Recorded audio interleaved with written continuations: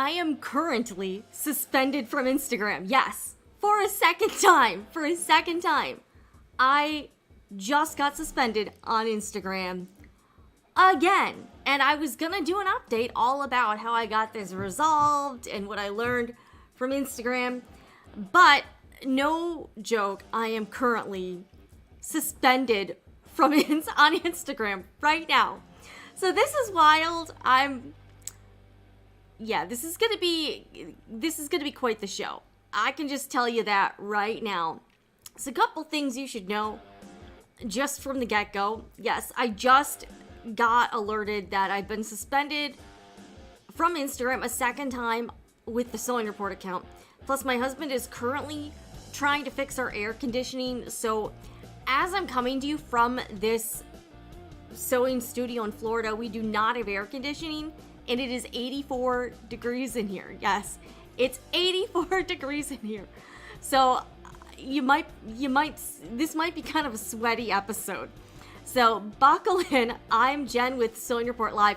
Every week we go over what is going on in the world of sewing and crafts, and we're gonna try to keep going though. The show must go on. So I normally wear sweatpants. I'm in shorts because I feel like I'm dying. Even my bunny is like huddled in a corner, and she is like trying not to like melt in this 84 degree climate. So she is not taking it well. Before we get started, I do want to just give a shout out to the Sewing Report Etsy shop. This is an independent show. I currently don't have any sponsors or anything, so I am plugging my own Etsy shop at sewingreport.etsy.com. You can find fabric and sewing supplies. You will get free shipping on orders of $35 or more. Plus, any order of $60 or more, you will also get an additional 10% off your order, plus the free shipping. So check it out. I've got lots of different goodies in there. I've got a few things I made myself, but lots of needles, pins, sewing notions. We've got sew tights, marking pens. We've got fabric. I've got these awesome sewing labels that if you caught the latest episode of the Sewing Report main channel, I showed you a few ways to use the labels and how to sew them in. So that is a lot of fun. Yeah, it's like, guys, it's so hot in here. I'm like, I don't know what's going on. And I normally rock sweatpants. I had to change into shorts. So I had to change into shorts. I got my hair up here. I can barely put on makeup because it's just too hot in here. And we got the tank top on, so it's very tropical. It's very balmy. I'm probably gonna sweat. Yeah, there's gonna be some sweating. This is not great. This is not great. Plus, like literally about a half an hour ago, I found out that I have been suspended on Instagram again. So I don't know what's going on. So it's been kind of a crazy few days, and I cannot believe that I thought this had been resolved with Instagram. They actually literally called me on the phone. So I do have some information for you, but I guess that didn't really help because I just got suspended, literally. All right, so let me show you guys, because I just got suspended for a second time on Instagram. Yeah, look at this. Look at this. This is not clickbait. This is real.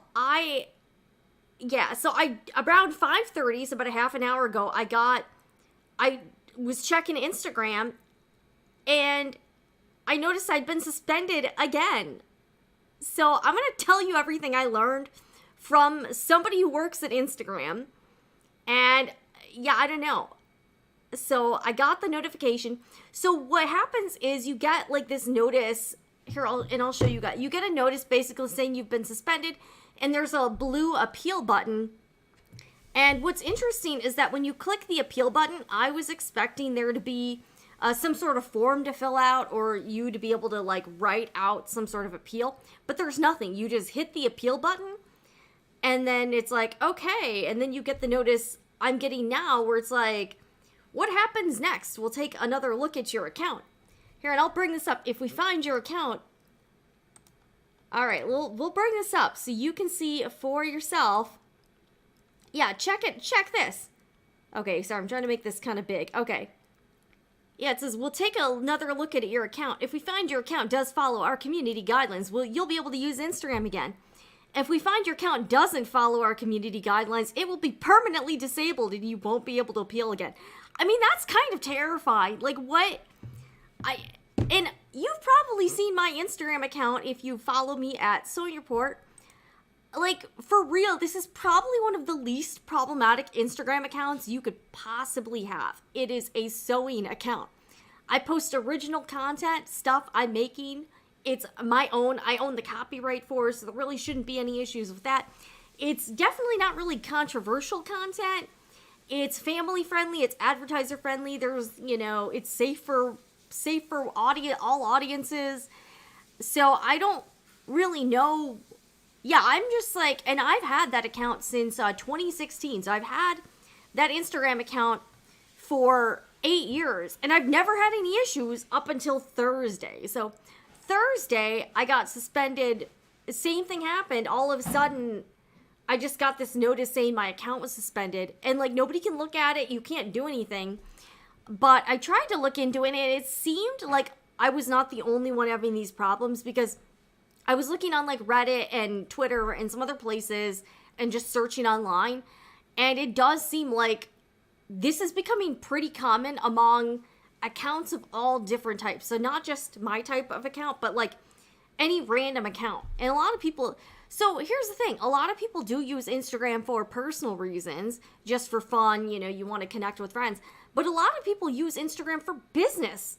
Like, I use Instagram for business. A lot of other people do. A lot of people run Instagram businesses. So imagine if your Instagram account gets suspended by mistake.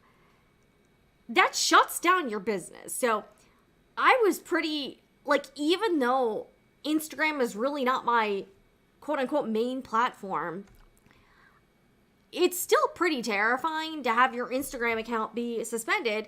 And so the first time, and you probably saw my community posts, you might have, but it got resolved fairly quickly. I submitted the appeal, and my account was just back about 3 hours later. So I don't know what happened. I don't really know why. So I was like, well, that's pretty strange. But I was happy to get it back. But at the same time, you don't get any answers. And when I got notified that my account was suspended, it says, for violating community guidelines, but there was no specifics. There was no, like, here's exactly why, or here's what happened, your account was reported, or, like, when it first happened, I was suspecting that maybe, like, Instagram has some sort of detection, like, AI detection that flags, like, content that violates guidelines or something, or, like, bad content, and maybe I accidentally got picked up in it somehow. That's kind of what I was thinking. Because I just don't know why I would be a target for people reporting my account or my content. Like, it's not, like, this is non-controversial stuff, guys. This is sewing videos and sewing photos. This is like an educational, this is kind of an educational brand. So, and hobby things. So I was like, who is, like, I found it hard to believe that would be the cause, and I really thought that it would be, some sort of glitch, just some sort of glitch. And a lot of people, when I kind of talked to some other people that happened to it, and we were like, yeah, this seems very glitchy, and the fact that it's happening to a lot of people seems to indicate that there's some sort of problem within the platform. That's what I thought. So I was like, okay. So at first, yeah, I personally find it hard to believe that some random person out there does not like me, like really hates me so much or dislikes my content that they would report it, because like it's just the most harmless type of content I think you could put out there. Again, it's all my own, there are really no copyright issues. It's all of my own stuff. And it's okay. I think the air conditioning is back on. I feel some air. Like hopefully it gets a little bit cooler in here, because again, seriously, it's about 84 degrees inside. It's very hot. Thank you to my husband though for fixing it. That's pretty cool. And he didn't notice too, because he really likes things to be very warm inside, so he didn't even know. I don't even think he noticed. because he games. So he was gaming today, and his gaming room gets hot. So he literally he didn't even know anything was wrong until I was like, I think there's something wrong with the air conditioning. So currently I have no air conditioning. It's very hot, and I'm suspended from Instagram. So it's gonna be a great weekend, guys. It's gonna be a really great weekend. I know, right? All right, we'll check out some of your comments before we really get into what I learned from Instagram. Also, we're gonna have KDRAMA Corner this week, and we're gonna do a real-time product review because I just got an Amazon delivery. Also, links to whatever I'm talking about are down below in the description box if you want to check out the resources to products I'm featuring or things I'm talking about. Also, we do have a few housekeeping rules. If you are participating in the live chat or in the leaving a comment later, I just ask that you be polite, respectful to myself and everyone here. No politics here. No links, no self-promotion, no spam. Be cool. Be cool, guys. Be cool. All right, let's check out some of the comments. All right, hello everyone watching. Yes, it is super. Yeah, it's and I know last week we had an issue with our water main break, so we had to move the show to Monday. So we've had a lot of problems in the home department in the last couple weeks, and apparently Instagram problems. So this is kind of a fun time here. So I appreciate everyone watching. Yeah. I know, this is a crazy day. All right, we got one. Oh my gosh, temp went up to 80. Yeah, 86 is hot. That's very warm. All right, we got a Twitch viewer. Welcome, Twitch viewer in the house. All right, is it AI or is it a glitch in a recent code update meta release? I don't know. And they actually gave me some potential reasons, and I'm not really sure if I believe them. So I was shocked. I actually got somebody from Instagram to call me on the phone on a Saturday. I know, I was like, is this really happening? Is this really happening? It's happening to so many people. Were you meta verified or no? Okay, so I was not meta verified on Thursday when my account was initially suspended. I got verified yesterday. So after I talked to this rep on the phone, I was like, okay, I'll go ahead. I'll pay for it. They told me that you get perks and you get higher priority. That's what I was told directly from Instagram. So when my account was suspended, okay, I'm back. Okay, we do have a real-time update here. Okay, for real. I am not kidding you.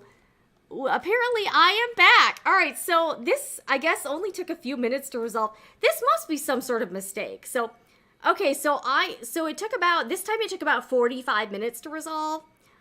All right, so now I'm back on Instagram. So it says, we've reviewed your account and found it does follow our community guidelines. We're so sorry you couldn't use it. Okay, so apparently I'm back. So, I mean, what a day. Like, this must be this leads me to believe it's some sort of glitch. But yeah, this has happened to me twice in 3 days now. And before that, I had no issues. I literally had no problems with Instagram whatsoever. So I don't know what's going on, but I am now, yeah, this is crazy. I'm now back on Instagram. Okay, here, and I can show you this. Oh yeah, here we go. So yeah, now I get the message. You're back on Instagram. Your account is no longer, so but my question, and this is what the Instagram rep was not able to resolve for me, was why was my account suspended in the first place? They couldn't tell me, which is weird because you would figure they would have records of like what happens to your account or activity on your account. And this person literally could not tell me why my account was suspended. So yeah, so I'm back now, I guess. I've been resurrected twice on Instagram. What the frick is going on with Instagram, though? We're sorry you couldn't use Instagram while your account was suspended. Sometimes we need to take precautions to help keep everyone on Instagram. Like, what does this even mean? Like, really? All right, so now I'm back, and now I am. So now I have decided to, you can see on my account now, I went ahead and got verified yesterday. And I have a theory. So my theory is that I think Instagram, again, I don't know if this happened on purpose or if it's truly a mistake, but my wild conspiracy theory is that Instagram wants to push more of us to pay for Meta Verified, which they got me to do yesterday because they made some promises to me. And they said that would help my account. So I do think, interestingly enough, that if this happens to accounts, especially if people rely on Instagram to make a living, like you're an influencer and you make money through Instagram, you've got a large account. And I did a show on this months ago where Instagram is rolling out these like astronomically expensive plans for creators. One of them was like hundreds of dollars per month to get access to certain perks. I think Instagram really wants to push more people to pay for their silly subscription verification things. So, and I'll bring this up because, yeah, that's the thing. If you use Instagram and you're afraid of something happening to your account, you're probably going to be you are going to be motivated to pay for the verification if you feel like it offers you some sort of protection. Like, that's just how it is. Especially, and I did a live stream a few months ago with Nicole from Lily Ellis Stitchery, and she lost access to her account for 6 months because of a literal technical glitch.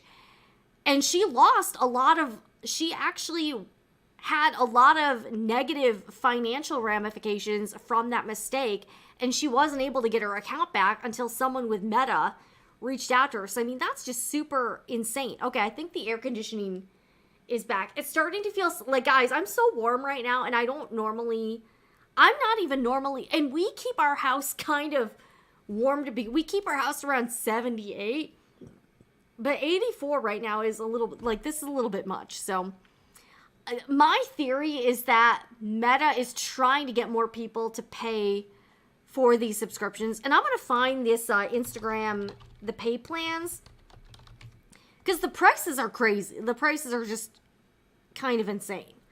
All right, I'm going to try to bring this up here.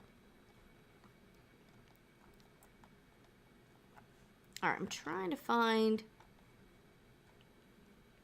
let's see, our Instagram Meta Verified. And because we did a whole show on this, and the plans were ridiculous. They were very expensive. All right, let me see if I can find these. I'm trying to find the pricing and stuff. Let's see here. Meta Verified for businesses. Because, yeah, the prices were... Okay, oh, here. All right, I got it. All right, so this is how much Meta wants to charge people to use Instagram or Facebook for business. I mean, look at this. So I signed up for like the standard plan, but here's the thing. So if you sign up on an iPhone, or I think on a phone, it's more expensive. So it's $14.99 per month if you use your phone to do it. But if you do it on a computer, it's $11.99. So I signed up on the computer, and it was not quite that price. Okay, so here's what they want to charge for. So this one is like about $15 a month, $45 a month for the first year, $120 a month, or $350 per month. And this is what you get. Yeah, so if you want, like, they're trying to get people to pay money in order to get access to their account. Well, that's the funny thing is I got a call from an agent on like the lowest one. So like on the cheapest plan. So I thought that was interesting. So I'm going to tell you everything that happened and go into like everything that went down, because it is a little bit complicated. And I know a lot of people are looking for answers because Instagram can be very mysterious. So yeah, there's a lot of things you can pay for, and they're trying to get the people, especially the people who make money on Instagram, and you have a big account, like you got 1 million followers, 2 million followers. They want to get these people to pay for these plans. I think that's the goal. I really do. So it's like Meta Verified support, get issues resolved more quickly. Meta Verified support, request a call from an agent, receive act. So I think that's the end goal. I really do. You can put links in reels if you pay money. So I paid for the standard plan or whatever. Yeah, so I think this is what they want people to do. They want people to pay, and I'm definitely not paying for Facebook. I think Facebook sucks. I've been very disillusioned with using Facebook for the sewing report because it doesn't do, in order for you to get any engagement on your page, you have to pay for the ads now, and I'm sick of that. I'm not doing it, and I think Facebook has really tanked. Like, I'm just not a Facebook fan at all.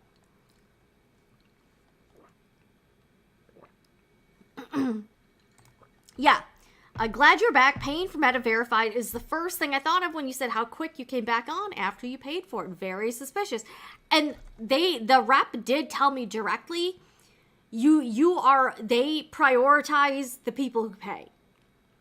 So it only leads me to believe that they really, and again, if you use Instagram a lot, that would be appealing to you, and you would want to get higher priority service or treatment if you pay for it. So I do think that is probably what's going on, especially when you look at the prices for those things. You're like, that's a lot of money. Like,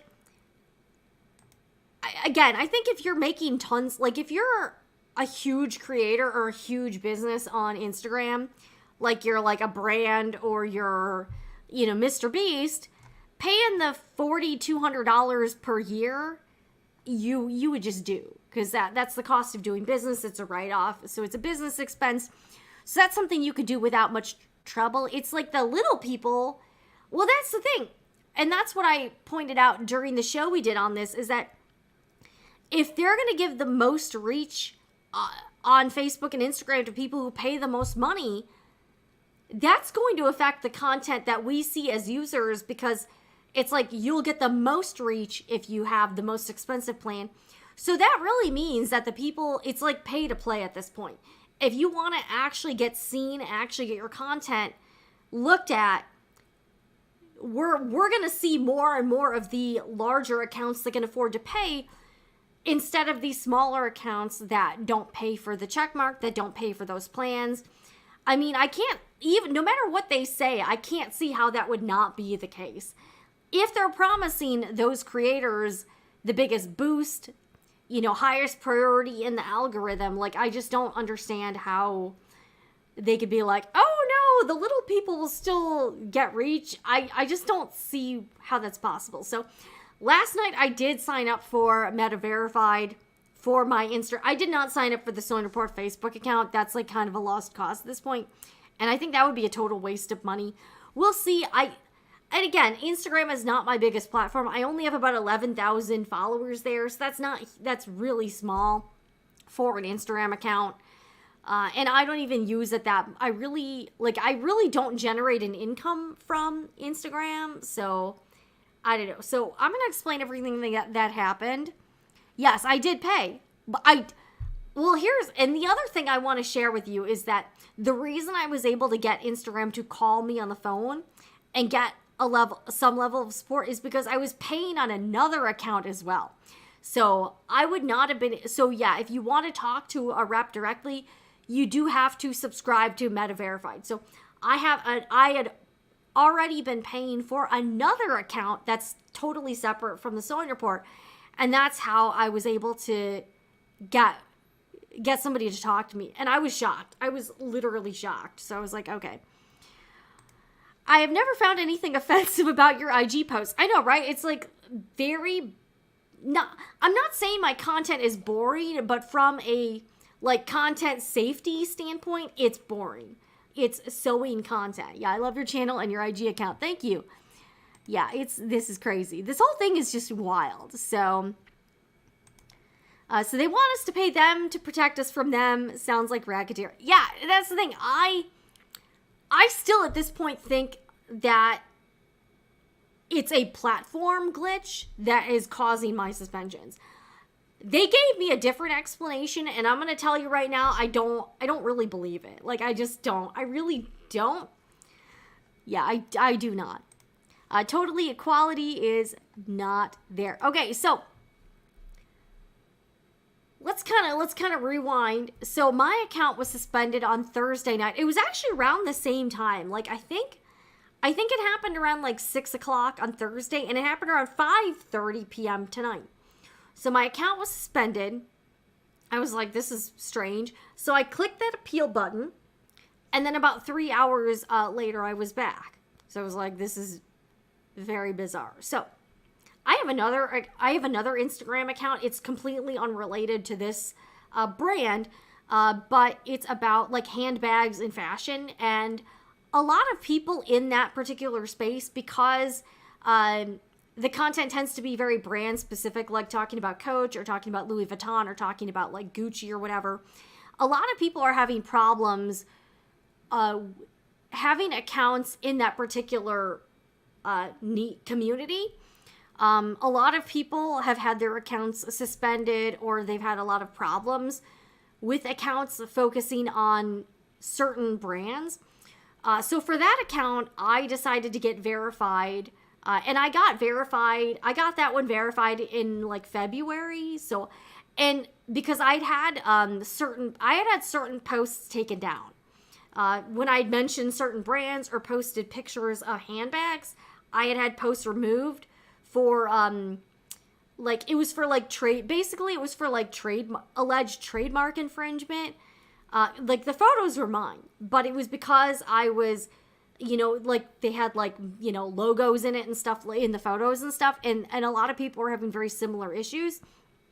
So I decided to get that account verified, even though I really don't, again, I don't make any money from that account really. I have another YouTube channel where I do focus on mostly handbags. And but I didn't want to run into trouble.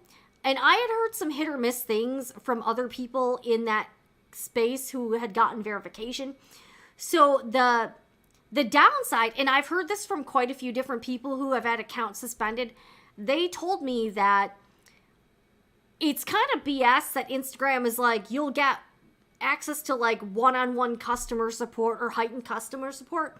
And they told me that was kind of like a moot point, because according to the people I talked to, if your account gets suspended or deactivated or like terminated, you immediately lose access to you lose your check. Apparently they said you lose the verification benefits. So I've had several people say that the verification Meta verified was useless, because if you do have problems with your account, you don't have access to the customer support. So like, that's really why you would sign up to begin with, is you're like, okay, in the back of my mind, if something good happens with my account, at least I can talk to a person and maybe get some help on my account. But from talking to several people that were actually impacted by that and had been paying for it, they said it doesn't really make a difference. And when your account is suspended or terminated, you don't have access to you don't have any way to contact Instagram anyways. So they told me it would be like a total waste of money. So I was like, well, we'll see. So I did sign up, and I will say on my other account, since I signed up for Meta Verified on there, I have not had any issues since then on that particular account. So I was like, well, okay. And on the Sewing Report account, I had not had any issues whatsoever up until Thursday. I've never had one issue. I've never had any content removed for any reason. I don't think I've had anyone report me. I've just never, nothing has really happened. So I was like, okay. So that's why the funny thing is though, is that I was really expecting that if there was a problem with any of my Instagram accounts, I really thought it would be my other account. And I really, the reason I didn't get Sewing Report verified up until yesterday is because I really thought I really just didn't think that one would be at risk for issues. So I was like, whatever. So I haven't had any problems on that account up until now. So I was like, I just didn't really see a reason to get verified on Sewing Report, because I had not had any problems up until Thursday. So on Thursday night, my account gets suspended. I click the appeal button. 3 hours later, I get another email saying that my account has been reinstated with a very similar message. We found out you didn't do anything wrong. But I still wanted to get some answers. So on my other account that I have been verified on, I decided to try to see if I could figure out how to try to figure out something with my Sewn Report account. And it took me a while to figure out because you technically can email or do live chat with Instagram if you are meta verified, but I feel like they purposely make it very hard for you to find that option because I don't think they want people really using it because, again, it takes up resources and then you got to have somebody, doing the customer support. You got to have a human doing it. So they really make that customer support feature very difficult for you to even find. And I tried using it on Friday or Thursday night and I was like, I don't even think I have access to customer support, because I couldn't find it. And then Saturday I was able to figure it out. So it starts off and it's very AI chatbot. You're like, okay, well, tell us more about your problem. What happened? And it even has because I was using my other account to inquire about the Sewn Report account. And it's even we may not be able to help you with other unverified accounts, but you can try. So I was like, okay, I tried. So I kind of went through all the steps. And then I wrote a message to the live. So it eventually connected me with a live agent. So I was like, I don't know, whatever. So I wrote out a message. I was like, hey, I have another account at Sewn Report. It was suspended for no apparent reason the other night. And I'm just trying to figure out what happened and try to get some answers. So I started talking to this agent and they're like, hey, could we call you to discuss more over the phone? And I was like, is this for real? I was like, they're going to call me? So I was like, well, I was kind of very shocked. I was like, I cannot believe they're actually going to call me. So they had me type in my phone number. They're like, is this a good number to call you at? And are you available? And I was like, sure. So sure enough, after I do this, I get a phone call from somebody at Instagram, the person who I've been live chatting with.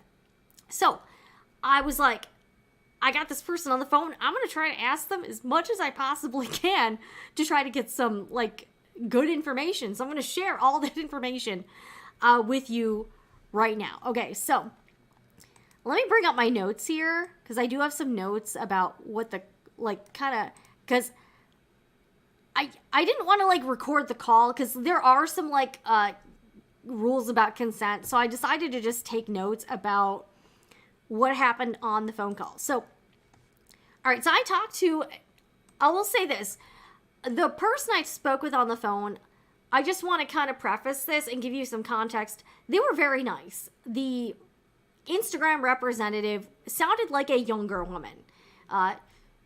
She did not sound very experienced. This is not someone that has a deep level of knowledge about everything Instagram. She sounded very new. I'm just being real. She did not sound speaking with her, she was super nice. She was really, I got the impression she really did want to actually help me with my issues.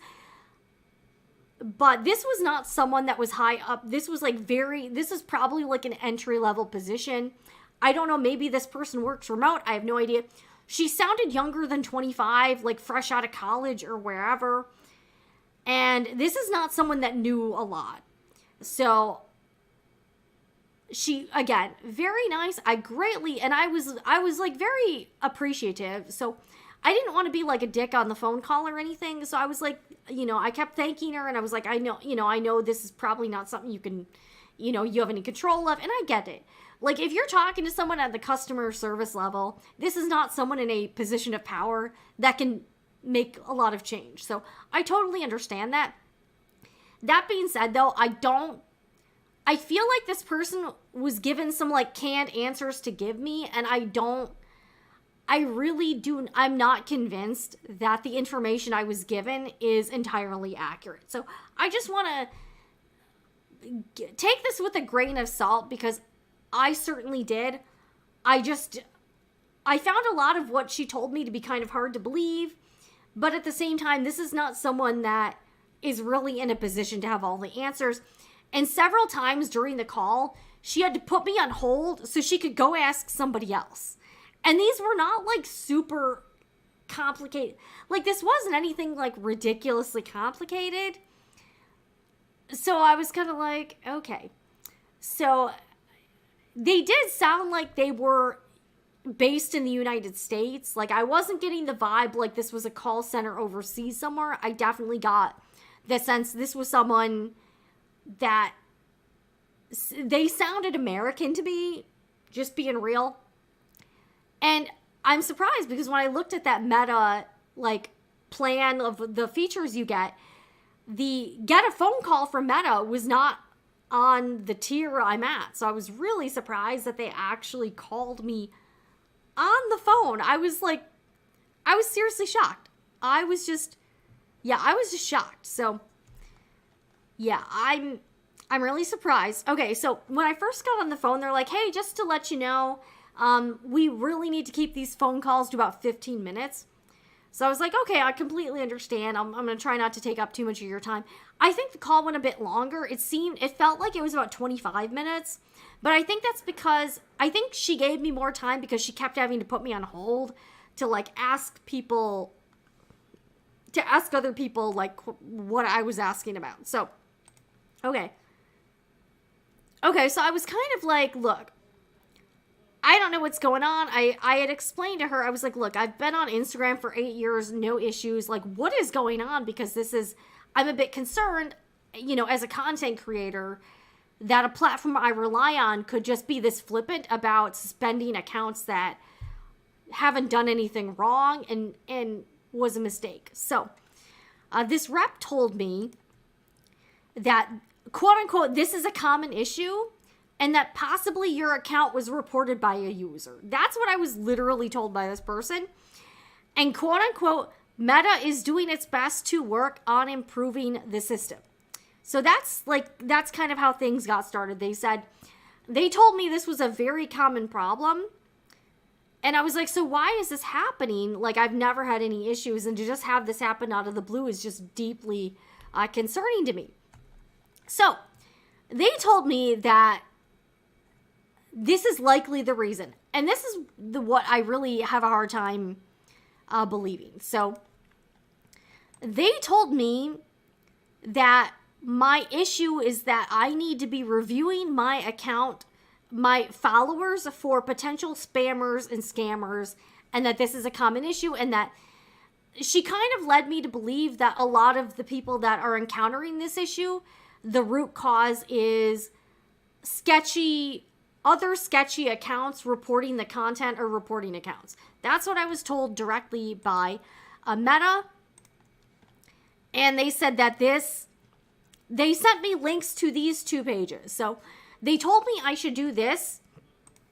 Remove potential spam accounts from your list of Instagram followers. They told me they would send me a link to this page.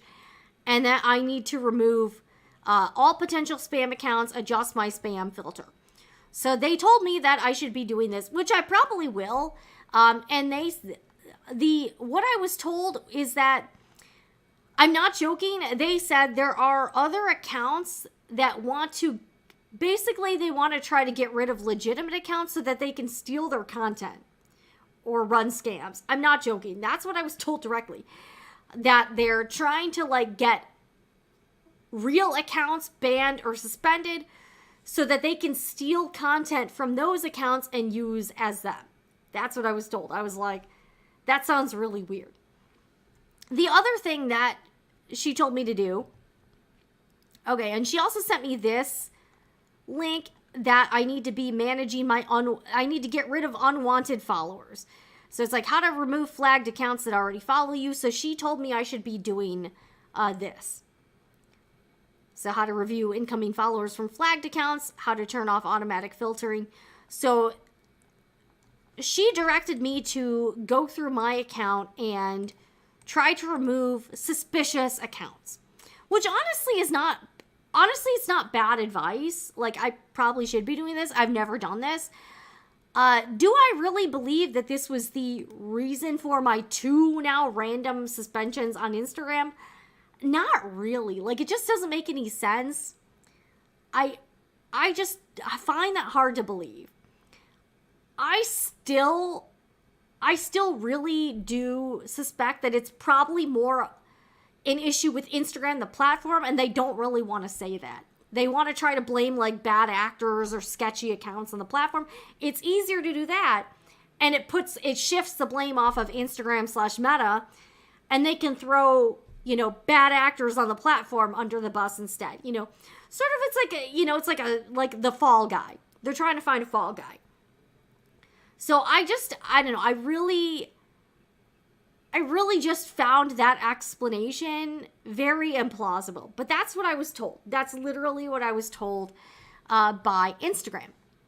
So how do you know if certain followers are scammers? That's what those help articles are trying to help you with. So, which again, some of it is like, okay, I'm like, all right, whatever. So they told me to go through and, do this. Remove potential spam accounts. And here's like a how-to. Like, tap your follower list and then tap potential spam. And apparently that will kind of tell you which accounts they believe might be kind of suspicious. So that's what I was told to do by Instagram. Directly, literally over the phone. I was shocked. Okay.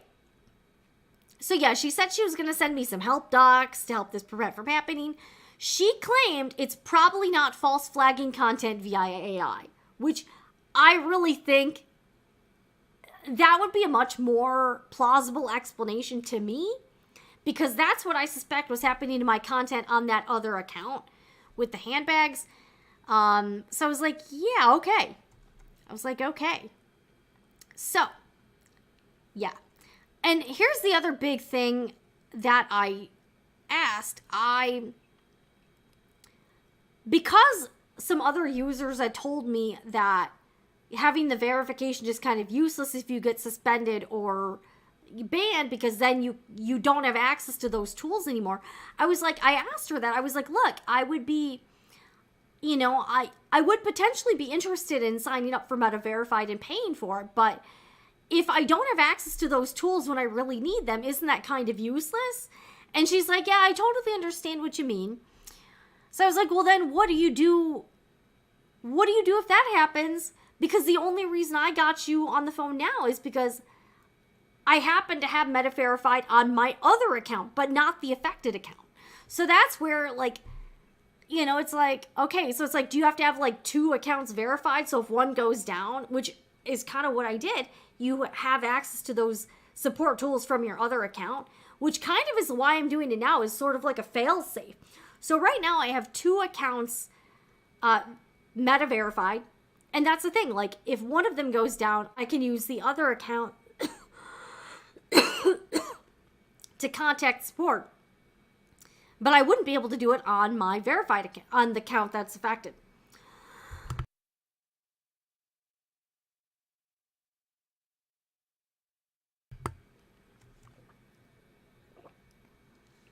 So, do I necessarily really buy everything that this Meta representative told me? I don't know. I think they were trying to be helpful, but it was very obvious to me that the person I spoke with just lacks a depth of knowledge about being able to talk about any of these issues.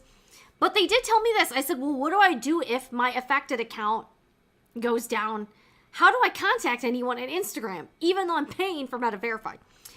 And she told me that the best way to try to get in touch with anyone... Here, let me find this. This is what I was told. Sorry, guys. I feel I've got like a frog in my throat here.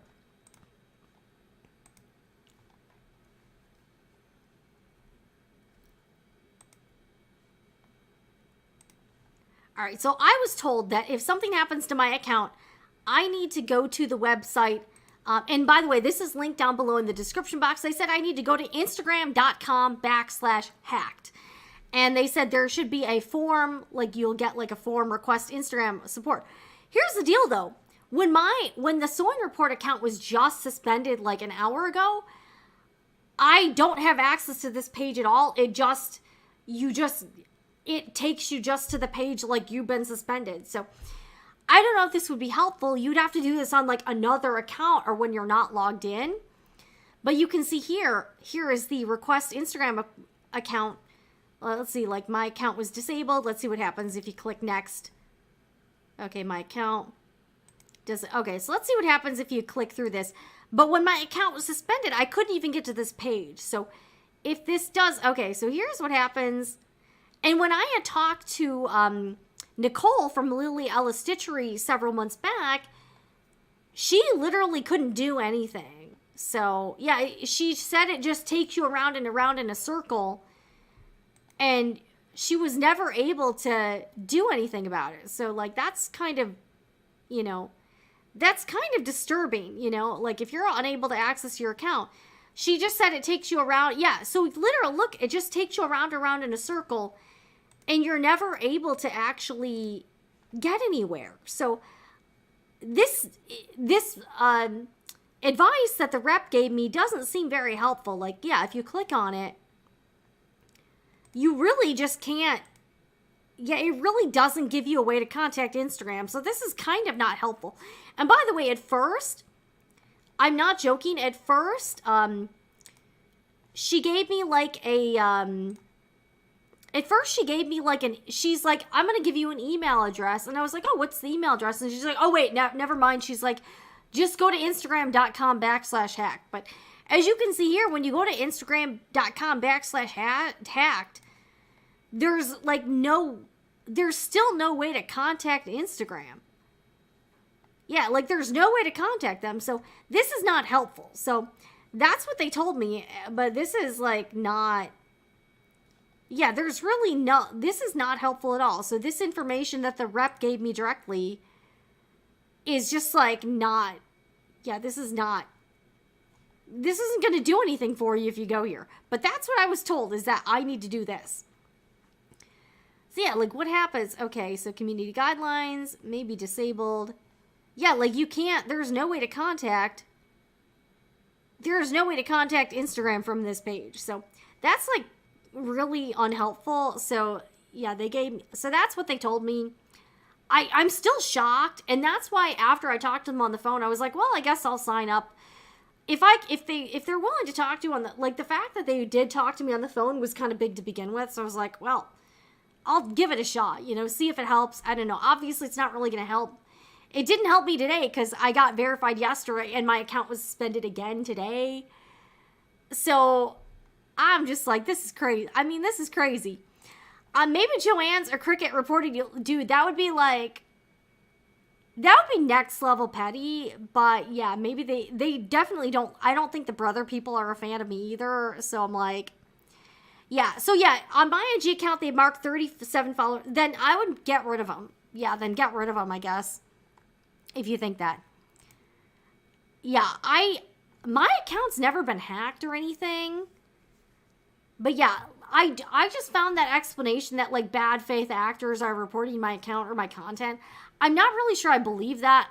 It would make a lot more sense to me that it was some sort of AI detection false flag. That's what I would be more led to believe. So could the person you spoke with be in training? You could have been, they sounded like very green. Like, I'm not trying to be, rude or I'm not trying to be a hate. Like, they were very nice. They just didn't know anything. Like, they literally didn't know anything. And yeah, going to that Instagram.com/hacked page really, does not seem helpful at all. So, even from there, there's still no way to contact Instagram. And that's the thing. I think Instagram needs a way for you to contact them outside the app.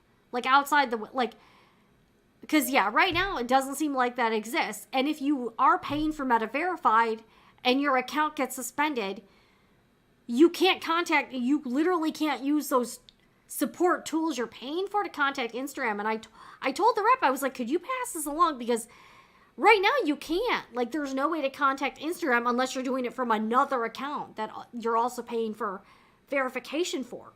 And that's pretty alarming. And it's like, why would I pay for Meta Verified then if I can't even use it when I actually need it?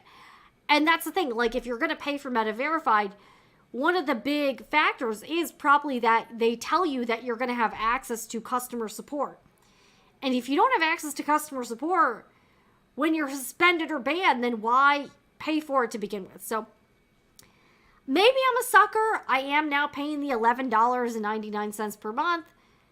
Is this going to be worth it? I'll update you guys. You know, again, if I don't think it's worth it, it did seem to help on my other account because I have not had any problems since then. But this one, yeah, twice in 3 days, guys. I've been suspended on Instagram. I still don't exactly know why either. And that is pretty, like, that's kind of BS. Like, let's be real. That's kind of bullshit. Like, that should not be happening. And I do feel like instead of just jumping to suspending the account if somebody reports it, at the very least, I think if you're paying for the verification, they should have somebody check the account before it gets suspended or banned to see.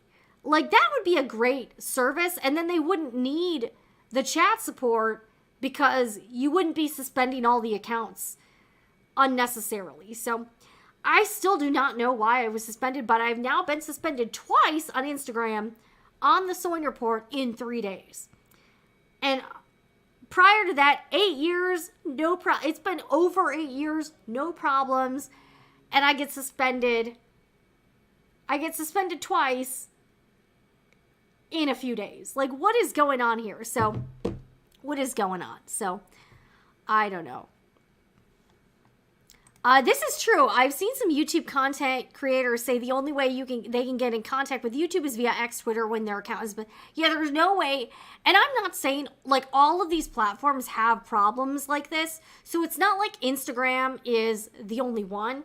The only thing you can do if you have YouTube problems, unless you're like Mr. Beast or somebody huge or know somebody at YouTube, the only thing you can do is tweet at Team YouTube. And you get like a chat, you get like a bot, like you get like a chat bot, and it's not very helpful. And the other thing I've noticed with YouTube is that the person tweeting at Team YouTube needs to have a big enough following that they can get enough people, they can kind of make enough noise to where they kind of have to respond. So you only seem to be able to get help with YouTube if you have a lot of followers on Twitter/X. Otherwise, like, your help requests will go nowhere because they don't care about you if you don't make enough noise. So it's pretty crazy. Yeah, they should know like, especially if you're paying for the verification, before suspending your account, they should review it. And then I wouldn't have needed to contact support because my account wouldn't have gotten suspended because my account is not problematic. So that would be nice. Yes, this is very ridiculous. I just can't, I'm like, really, like, again, I'm posting like freaking sewing content. Like, this is not something that should get you suspended on, like, look at this. Guys, look at this. Like, does this look like a problematic account to you? Like, really, is my rabbit, is she dangerous to the platform? Is this a safety risk to the community? I don't know. Rubito, is she, maybe this is offensive to people. Did somebody report this? I have no idea, but I don't know. This is, yeah, I don't know. Maybe it's offensive to plants. I'm not really sure. But I can't imagine there's anything on this account that would violate community guidelines. I really don't. So, suspended twice, 3 days, still don't know why. It's very frustrating. But I think the biggest surprise that I'm still shocked about is that somebody from Instagram called me on the phone. I'm like, is this the real world? I'm shocked. So, but that's the thing. I happen to have 2 accounts, and the unaffected account was the one that I was able to access the support tool through Meta Verified. So, right now I am verified on 2 accounts, so we'll see if that helps. I don't know. At least I can contact somebody on my other account if I have problems. So, yeah, this is all very strange. Like, this is super bizarre. So if you have any questions, though, about what happened or, like, about the conversation, drop them here in the chat, and I'll try to answer them. I don't know a ton, but if this can help somebody, I would be happy to try to help. But I will be going through my Instagrams and trying to delete, like, you know, suspicious accounts, I guess. I guess I'll be doing that. But yeah, 8 years, no problem. And then 2 suspensions on Instagram. I guess I'm trouble. Guys, I'm a, you know, I'm a troublemaker, I guess, on Instagram, posting my sewing content. Who has a problem with this? I don't know. So, all right, the next thing I do want to do is we're going to be doing a real-time product review and unboxing. So, all right, so I bought this. All right, so quick backstory. This chair I'm sitting in, this is like a very cheap Amazon Basics office chair. It's obviously pretty low rent. I had a slightly nicer office chair in my bedroom office with my main computer. And my husband discovered it was broken. So somehow I broke it. I think I fell over in it. I was leaning over to pick something up and I fell over and the chair fell over. I think that might have broken the chair. So he told me, he took the chair away from me and I ordered another chair. But I also decided, because I sit down a lot, and after a while, like, your butt kind of falls asleep. I ordered the new office chair, so that's coming tomorrow. But I also decided to get this, like, it's like a chair cushion. So I thought I would try this. By the way, link is in the description box to this. It was pretty cheap. I got this from Amazon. Link is in the description box if you want to check it out. So I'm going to do a real-time unboxing and, like, kind of first impressions product review. So see if this helps. Again, I'm sitting down a lot. So I thought maybe it was time to try out this, like, little like, chair cushion. So this says it's the gel cushion, the astonishingly comfortable cushion. It says absorb stress. We'll see if that rings true. All right, so it says absorb stress, suitable for various chairs, let the air circulate more, and lasting elasticity. It's got that honeycomb. It's like one of those gel honeycomb things. So we're going to unbox this and we'll try it out. Fits most chairs, soft sitting. It looks cool. And my butt and my legs will fall asleep a lot, so I figured maybe this might help. I don't know. Also, this is my current lip product, the Sugar Lip Fresh product, so that's cool. All right, so let's take this out. See, oh, and it comes with a cover. Okay, wow, there's a lot of, like, random. All right, we're gonna have to get the lint roller out. All right, so let's get the lint roller real quick. It's got some random bits from, like, the box and stuff. Okay. It's got, like, a removable cushion on it, and then the bottom is has, like, some grip. It's got, like, some rubber grip on it, I guess, so that, you know, it doesn't, like, slide off the chair. So yeah, if I like this, I might use this for, like, you know, if I'm in the car, you know, for a car trip or something. You know, I also like this because I can move it from chair to chair. So if I'm sitting out here, I can use it. If I'm in the bedroom, I can use it. So let's try this out. We'll see if this works out. And I'll also unzip it. Let's see. Okay, so here's a zipper here. Yeah, so I'm excited because I think this will be I do think this is going to be kind of cool. All right, so let's open this up. So here's a zipper. Okay, so it's removable.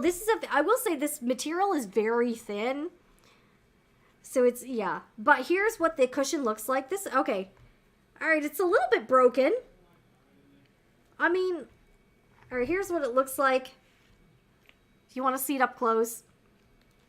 There's a little section that arrived. This is kind of, all right, I guess torn. I don't know what happened here. Hopefully it doesn't affect this too much. All right, this is removable. All right, so we're going to try this out. But here is what it looks like here. Here's my new chair cushion. Here, I'll unzip it and kind of show it like this too. Yeah, I mean, yeah, this is very thin. This is like polyester material, so this is cheap fabric, let's be real. It's not like super high end. Here's what it looks like. It's very soft. It doesn't feel very firm. It's very squishy. So we're going to try this out. I'm going to sit on it. And I'll give you some updates throughout the show. All right, yes, and it is getting cooler in here. The air conditioning is back on. My husband went out. He had to clean something related to the condenser unit, so I think it's okay. All right, so I'm going to put this... Yeah, all right, we're going to put this on the chair now. Oops, okay, I think something just dropped here. All right, let's put this on the chair, and we will see how this... All right, we'll see how this works. All right, so I'm about to put this on the chair. Let's see if this actually helps. I don't know. All right, so... Just what you guys came here for. I'm gonna lower this. Oh, okay. Should I lower this? It does make me, I will say I like sitting kind of up high in chairs. All right, I'm gonna raise the chair just a little bit. Okay. Actually, this isn't too bad. You can sort of see my my rolls here, but that's fine. Whatever. No Spanx here in the building, obviously. All right, so I'm a little bit taller. It's making me a little bit taller in the chair.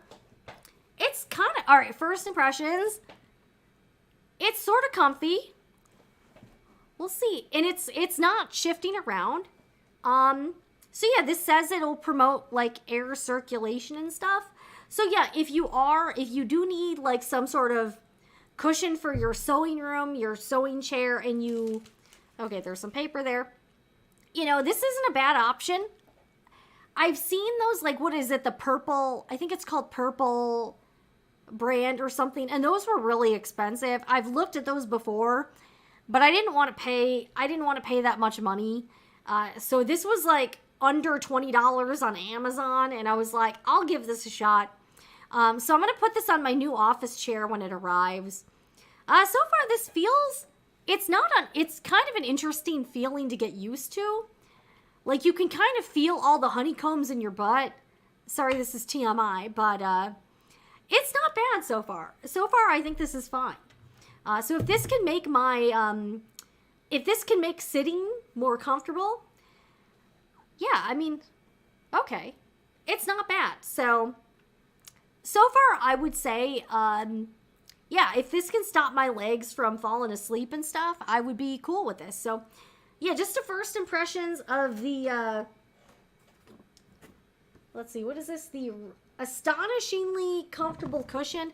I don't know if I would call it astonishingly comfortable, but I would say it's like moderately comfortable. So, yeah, so if you use one or if you need one, it is linked in the description box. I'll also go ahead and link it in the chat here if you want to try it out for yourself or check it out. It comes in different colors, but the blue was the cheapest, so I bought that one. The other one was like the other colors were like $5 more. And I personally didn't really see a need to pay that much. Like, why pay an extra $5 for a certain color? I was like, whatever. So, all right, and this is an affiliate link, but obviously I bought this. Y'all know I do shop Amazon quite a bit. All right, so here is a link to the gel cushion I just purchased. And so far, like, okay, so I think I need to, like, all right, sorry, I think I need to redo it so the link shows up. Okay, I think that's better. Okay, and the box just fell. Lovely. But yeah, so far I think this is fairly comfortable. We'll see if it, like, stays in place and, like, doesn't, you know, slide around. But so far I'm trying to figure out if I should put it, like, way at the back of the seat or, like, kind of in the middle. I think this is square, or I wonder if I'm putting it, let me see if I'm doing this right. Okay, yeah, this does feel very square, so I don't think it would matter which direction I put it. So I think it'll be kind of about the same. But so far, I think this is okay. I think this was a good purchase. Hopefully, you know, if this can prevent my butt from falling asleep in chairs, you know, 2 thumbs up to that, right? So that is just a quick real-time product review for this budget-friendly, definitely a budget buy, gel cushion. So yeah, if you're looking for something for the sewing room, to make your sewing more comfortable, plus it gives you like an extra inch of height, so if you like sitting up high, this also might be a good option. So yeah, I'm testing it right now. I'll give you an update at the end of the show to let you know like what the status is. But even sitting here during the live show, my legs will fall asleep. That happens to me all the time. But so far it's kind of like, it's fairly, I wouldn't say it's like amazing, but it's decent. You know, it's decent. So yeah, I'm a fan. Yeah. And if you do have questions about the Instagram suspension or about my phone call with the Instagram customer service rep, leave it in the chat. We can try to answer. If I have an answer, I don't know. Maybe I don't. Maybe I do. I don't know. So you're welcome to, you're welcome to ask, or any other thoughts, or if you have any thoughts too on what is really going on with all of these random Instagram suspensions that seem to be rolling around, because I don't know what is happening with that. Because that's going on a lot these days. That is going on a lot. All right, so next up, I would like to talk about a new sewing machine that has been released by Singer, and it actually looks kind of cool. I think they're trying to target Gen Z. So we're going to take a look at this new machine, and I want to get your thoughts on who the target market is for, because in my opinion, it seems like they're trying to get like kind of a younger customer with this. So this is the Singer Prisma heavy duty machine. And they already have a few different heavy duty machines. They're like gray. They got like numbers. It's like the 3310 or whatever, or the like 1123. I like the name of this. So I actually, first glance, I'm kind of interested in trying this one out. I've been sort of intrigued to try out and test the Singer heavy duty machine, because you hear a lot of people saying that the new Singers are crap, they're garbage. But then I look at the Singer heavy duty machines and they've got pretty good reviews on like Amazon. So I've been kind of curious about this particular line. I wasn't a huge fan of like the gray color, the gray and red. But when I saw this sort of appeals to me. I sort of like, it's got like this, it's white. It's got kind of a boxy shape, but it looks very basic. I don't mind. And it's got sort of a rainbow checked decoration on the like the bed of the machine. I actually think that looks sort of cool. This, like, what do you guys think? Is this for, and let's do a poll. All right, we're going to do a poll about whether or not you think this machine is intended for a Gen Z customer. So let's do that, because I think it is, but I want to know what you think. Okay. Is Singer targeting the Gen Z consumer with the Prisma heavy duty sewing machine? Okay. So let's see what you guys think. I think they are. This seems like, I feel like this machine would appeal to someone younger. It's pretty affordable. It says heavy duty. A lot of Gen Zers are into upcycling clothing or working on different projects. So all right, let's vote now. Is Singer targeting the Gen Z consumer with the Prisma heavy duty sewing machine? And let's take a look at the features. I think the price is pretty affordable. And I'm wondering, I wasn't able to find it on other websites, but I imagine it will probably be available on Amazon. If this is under $200, I think this would be a good machine to try. The Singer Prisma heavy duty sewing machine combines trendy, bold styling, that's the Gen Z buzzwords, with strong piercing power for endless inspiration and creative expression.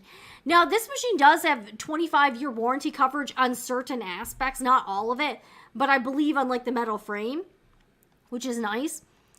It's got $60 of included accessories, 50% more power, 69 stitch applications, extra high sewing speed, quick sewing guides, and 6.25 inch sewing space, and a 4.25 inch height.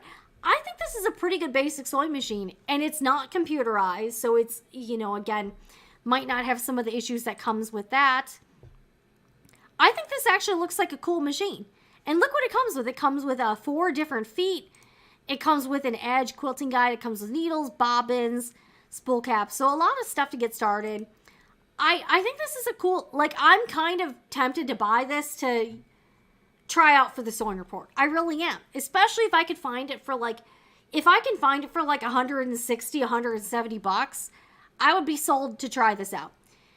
And to see for myself, what's the current quality of Singer sewing machines? Like, is it going to be okay? So here's the video. This, to me, looks very Gen Z AF. Let's take a look at this. Like, tell me this is not Gen Z. Like, they got the fanny pack, they got some colorful clothing, psychedelic colors. Yeah, this is Gen Z all the way. A machine as original as you are. Exactly. All right, so here is more photos of it. I mean, I think this looks cool. I think, does this have a free arm? I think it looks like it has a free arm on it. I mean, I think this looks like a kind of a nice starter sewing machine. If it works well. Like, that's the question. Does it work well? I mean, I like the colors. I kind of like that it's, you know, kind of like simple. I like the design. I actually think this machine looks appealing to me. And it looks simple. Yeah, again, let's see here. Oh, does it have a one-step buttonhole? I think it does. Let's see here. Let's take a look at the, like, I'm trying to find a close-up of the dials here. I think this looks nice, and it does. I think that's a free arm. I'm pretty sure. Let's see here. Can I zoom in? But yeah, I think it's got the one-step buttonhole. Pretty sure. 11 essential stitches, adjustable stitch width. I mean, that's cool. I think this looks like a cool, cool little machine, especially for like the beginner sewist. I mean, yeah, I think this is kind of nice. What do we all think? I actually think this looks like, I think it's a well-positioned machine. I think the price is right. If it works well, I do think this looks pretty promising for, like the beginner sewist. But yeah, I do think it's definitely, this seems very Gen Z to me, in my opinion. So yeah, I don't know. I think this looks interesting. If I can find this at a good price, I'll probably buy this for the channel. Okay, oh, here we go. Here's more info. And it says it sews jeans. Okay, it says it can do heavy duty stuff. Yeah, buttonholes, inserting zippers. This looks like a good basic machine if it works well. So, I don't know. What do we think? What do we think here? How cute. Definitely younger audience, but I do love it. Yeah, I think the colors are fun. And also, let's be real, Gen Z loves Instagram. So this would be a very Instagram-worthy machine. You know, you could post pictures, videos, stuff like that.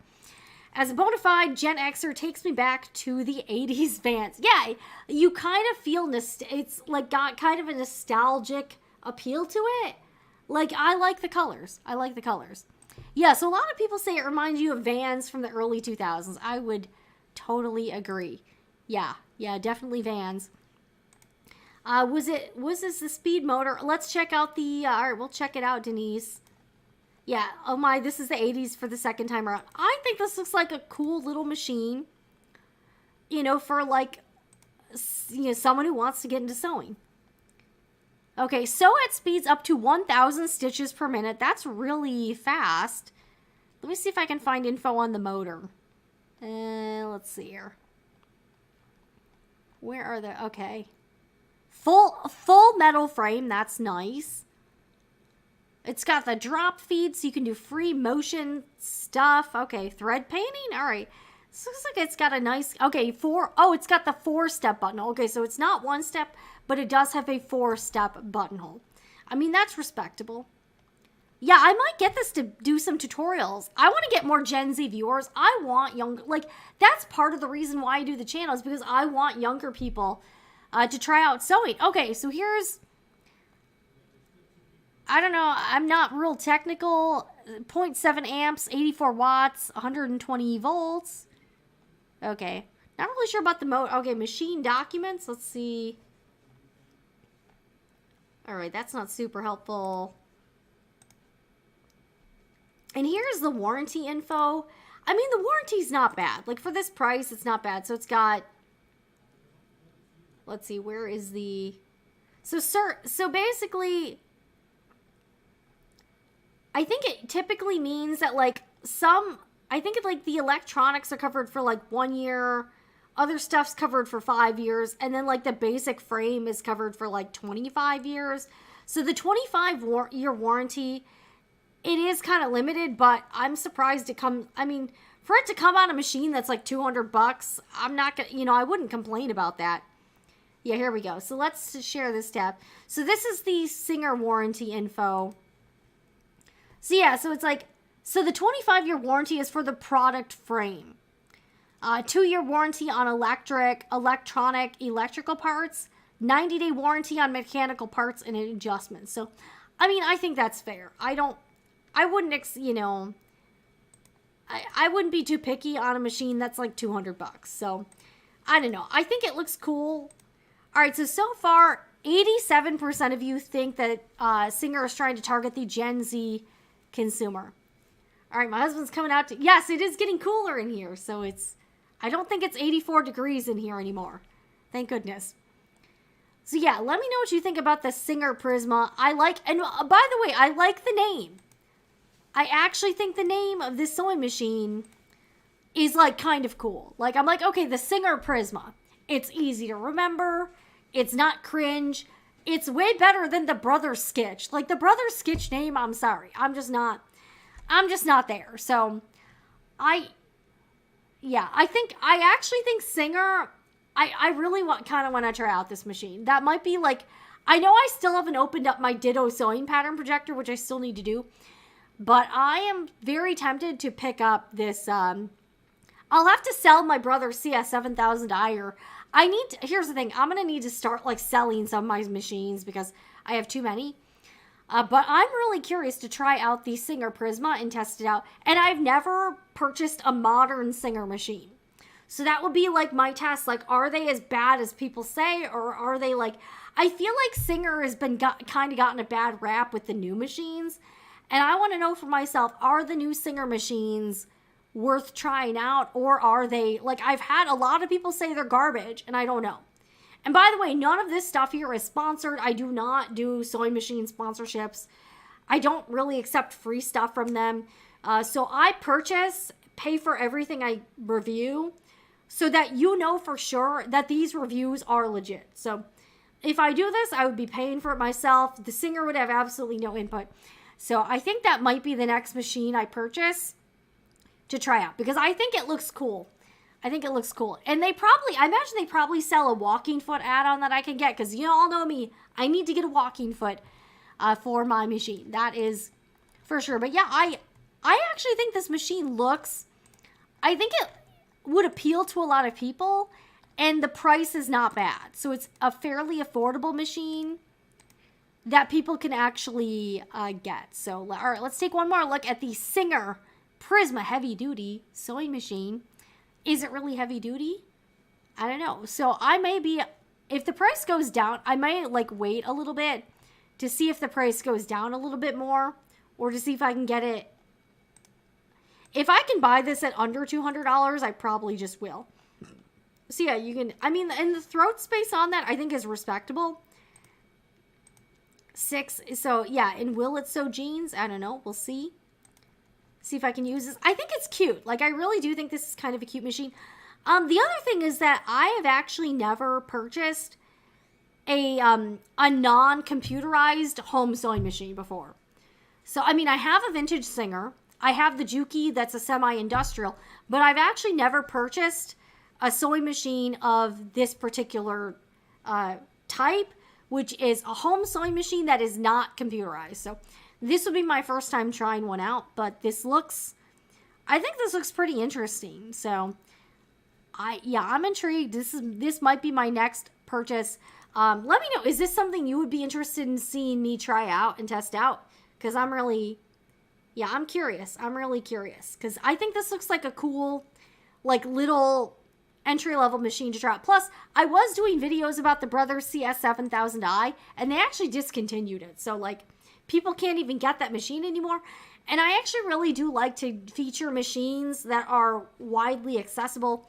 And that one is no longer widely accessible. I mean, you can get it used, but you can't buy it new anymore. So that is kind of a bummer. And I was really surprised that Brother discontinued it because it wasn't that old of a machine. So I don't know. All right. There is a younger guy on YouTube that really likes that heavy duty. Yeah, I've seen a lot of guys who sew that tend to use the Singer heavy duties. They seem to like it. So I'm kind of like to try it out myself. All right, 2000s baby here. Oh yeah. Oh yeah. I'm way older than that, but I appreciate you being here. I also like that it is an optional hard case. Yeah, my brother came with a flimsy fabric cover. Yeah, it's like, yeah, that like ridiculously cheap plastic that you know is just gonna like tear apart in like a second or something. I think they are targeting Gen X and millennials with Gen Z coloring. I feel like this machine would have a pretty wide appeal to a lot of people. But yeah, the marketing to me is very Gen Z. Marketing is very... All right, the walking foot is like $20. All right, hey, that's good. If the accessories are like affordable, that's good. Let's see, Singer walking foot. And it looks like it's just like the snap-on. It looks like it's probably just like the snap-on feet. So yeah, you could probably... I'd have to see, but yeah, I'm sure you could probably... Yeah, I'll have to see which walking foot would work for this. It'd be nice if they have like which accessories will work with this. Okay, compatible accessories. Let's see here. It would be nice to tell you which walking foot would work for this. Okay, here's a So Easy foot. Oh, this is cool. It's got an adjustable ruler. Guide. Okay, that's interesting. What's this thing? Okay, this is sold out, but this looks kind of interesting. What's this? Oh, okay, that's cool. So it's got like a plastic guide on the edge. All right, yeah, I would try that out, the So Easy foot. Yeah, I've never really tried a Singer home sewing machine. I only have the vintage one. But I would be interested in trying some of the stuff out. Yeah, I'm curious, guys. This has piqued my interest for sure. Let's see. Yeah, I want to see if they have did they tell you which walking foot? Okay, here's a 19-piece accessory bundle. Okay, so this probably is a walking foot in here. All right, let's see what's in the accessory bundle. And that would probably tell you which walking foot. Okay, yeah, there's a walking foot, so you could probably deduce which walking foot. Wow, that's steep. $200 for the accessory. Like, what comes with this? Okay, it's got an extension table, bobbin winder, 17.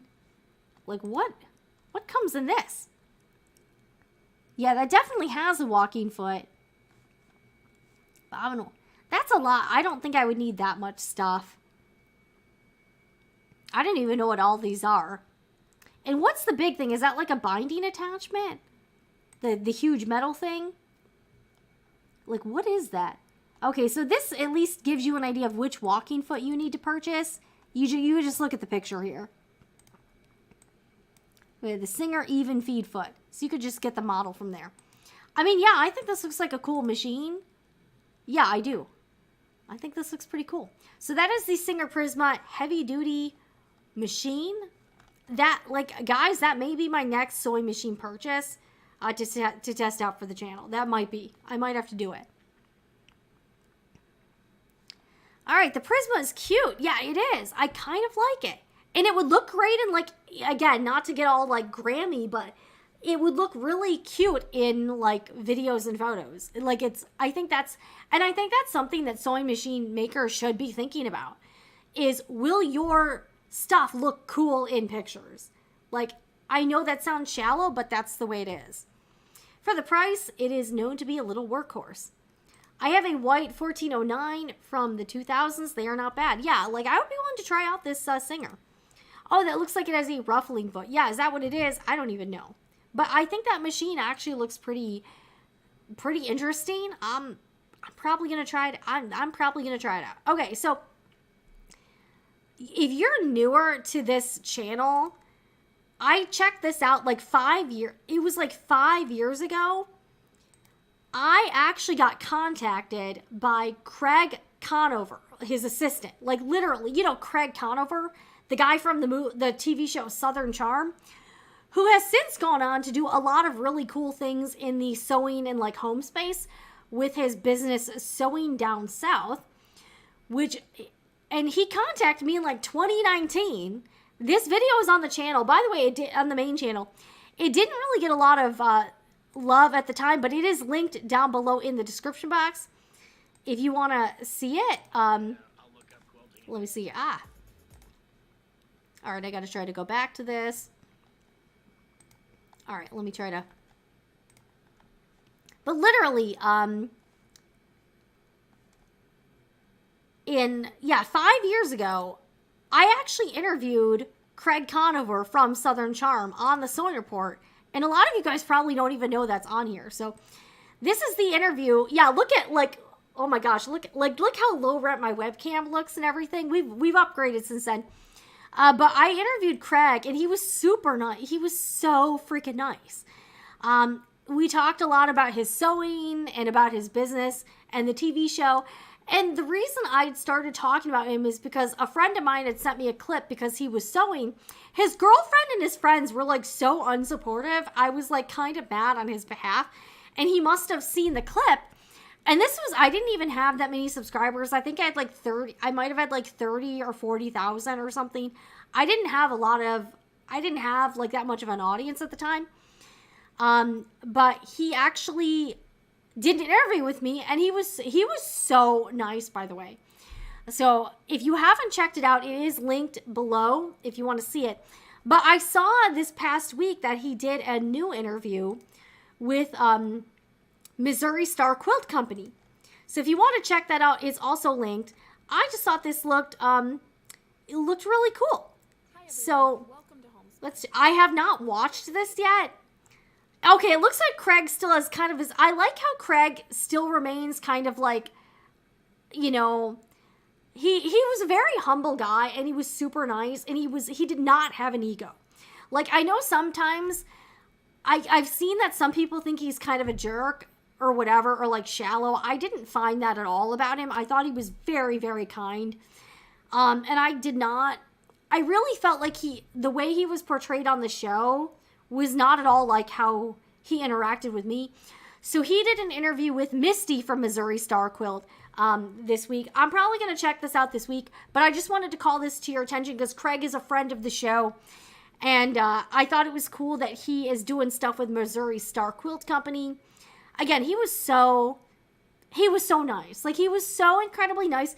He had a really good sense of humor, and we kind of joked around a little bit. He was super cool. And I thought his ex-girlfriend, Naomi, I think totally missed out on Craig. Like, I don't think she appreciated him. And he has a new girlfriend. I think her name is Paige. Hopefully she appreciates Craig. Because Naomi was, like, talking about how he was a loser or whatever. And I'm like, how is he a loser? He graduated from law school and passed the bar exam. He was a real estate investor. And now he has a hugely successful... business Sewing Down South. So I don't know how anyone can think that he's like unambitious or that he's not going places. He's on a TV show. Like, to think that Craig Conover is like a loser is the most ridiculous thing I've ever heard. So Craig, I just shout out to Craig Conover. By the way, he follows me on Instagram. I was like, holy crap, he follows me on Instagram. And he's actually seen some of my Instagram stories because you can see like who looks at them. And I just really thought he was like one of the nicest people I've ever encountered. And I actually used to deal with like celebrities and politicians and public figures for my previous job. And Craig was like one of the nicest and most authentic people I've ever like met. So highly encourage you to check out both of those interviews if you are a Craig Conover Southern Charm fan. So I thought that was super awesome. All right, let's see here. Okay, oh, sorry. I'm trying to go back here. All right, thank you. I did see it. It was very interesting. I'll have to check it out again. Thank you very much, Denise. Yes, I hope the current girlfriend page, I think she seems to at least appreciate, Craig is really actually into sewing and stuff. Like, he really enjoys it. He likes embroidery. Back when I talked to him, he said he was going to check out quilting. Like, he actually was, like, very passionate about sewing. So I'm so glad to see Sewing Down South. They have multiple stores. They've got a big online business. They're very big. They're everywhere. So I was really happy to see that Craig was able to follow his passion and start a business based on his sewing his pillows. So I thought that was super cool. And I really wish, like, again, he's already huge, but I think there's even bigger stuff for Craig in the future. But Craig, you're probably not going to see this, but I still really appreciate that you reached out to me back in the day and offered me that opportunity. And I just was blown away by how cool you were. So Craig is awesome. I hope your girlfriend appreciates what a cool person you are. So yeah, I'm just like, I saw this and I was like, oh, how cool. We got to talk about that. We got to talk about that. I liked his attitude about anyone can do it and just give it a try. Yeah, he just kind of does stuff. Like, if he was interested in stuff, he just starts doing it. Like, he bought a sewing, I think he's, like, sponsored by Bernina or something, or he now has, like, a very nice, like, fancy Bernina, which I thought was cool. And I think he deserves all the opportunities. Like, he definitely is very deserving of everything that he is accomplished and all the opportunities that have come his way. All right, Leah's here. Had a student in class yesterday with the Singer 3335. Very plasticky. Ooh. All right, so did it seem to work okay? Like, what? I don't know. Did they seem like they were able to sew stuff on it? Like, let us know. But yeah, if I don't like the Singer Prisma, I will let you know. You already know I've been very honest about the Brother Sketch. That will continue with any other thing I review on the main channel, because that's just how I roll. I'm really sick of these like fake social media reviews where it's like not really a review. And I'm like, I want to see real reviews and like real content. And I'm kind of sick of I'm a little bit sick of all the influencer marketing. So just my take on it.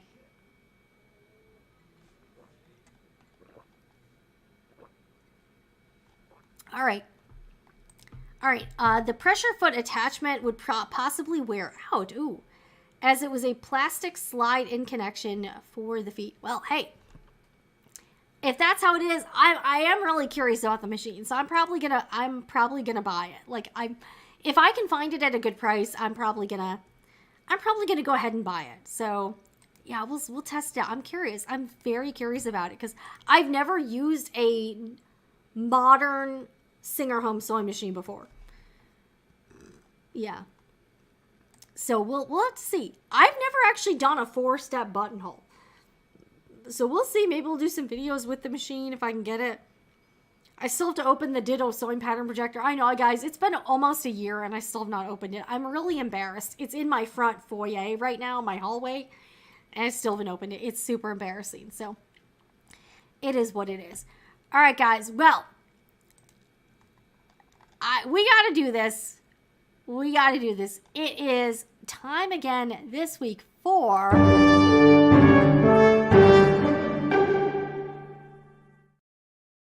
Oh, yeah. Oh, yes.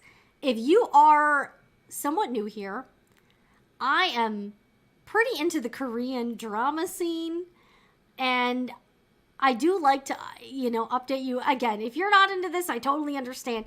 I'm a big K-drama watcher, and I want to evangelize to everyone how amazing Korean entertainment is, because if you're tired of all these, shitty American shows and stupid reboots and, very dumb, I feel like a lot of stuff coming out of the Hollywood scene is just, garbage stuff. So, about a couple of years ago, I started watching Korean dramas, and man, there is a lot to love. So I whenever I'm watching some K-dramas, I like to highlight them here. Kind of try to, because I want to introduce more people to the K-drama scene because it's amazing. So I appreciate that, Jenny. Thank you very much. Hope you are okay with the K-drama stuff, because that's what's coming next. All right, so I started watching this show last week, and I finished it this week, and I got some thoughts. All right, so the show I'm watching this week, this is on the Viki streaming service. I know this is a little bit tough because this is all Asian programming. So there are some K-dramas on Netflix and Amazon Prime, and there's even some on like Disney Plus. So you have to be pretty hardcore to get a Viki subscription. So I apologize for that in advance, because it's not like something you can easily check out on Netflix. You have to actually subscribe to this one. There are some free shows on Viki, but the problem with them is that they have an obnoxious amount of ads. So if you don't want to lose your mind, you have to pay for the streaming service. So I have a premium pass, and I finished this show called Good Job. And yeah, we got to talk about this. So this show, the premise of the show I thought was really fun, and the show started off really great. So we're going to do kind of a mini review of this show, and I'm going to give you sort of a synopsis. There will probably be some spoilers, not like heavy spoilers, but I'm going to share some thoughts about the whole story arc. So this show is romance, crime, and mystery. I would say that's somewhat accurate. It was fairly light on the romance, which I did not mind. When I'm watching K-dramas, I prefer comedy and like slapstick, zany, wacky comedy. I like some mystery. I'm okay with it. I don't like super heavy shows. Like, it's got to be somewhat... I prefer shows that are kind of lighthearted, kind of easy viewing. Nothing too deep or, like, depressing. I prefer shows that are fun and funny. Fun and comedic. So, the funnier, the better. If it's, like, kind of wacky, I love wacky. And I like shows that don't take themselves too seriously. So this show was kind of an under the radar show. I haven't seen a lot of people talking about it. It didn't get a lot of buzz. So let's look at the synopsis. So it's about the main character. It's a guy, Un Sun-woo is the head of a lucrative business group empire. To the rest of the world, he is just another businessman who inherited his company from a super rich family. But in secret, he is a master of disguise, possesses incredible powers of deduction, and boasts unparalleled athletic prowess. He can also change his personality at the flip of a switch, going from being an aloof and cold man to a tender-hearted nice guy. I don't know about that.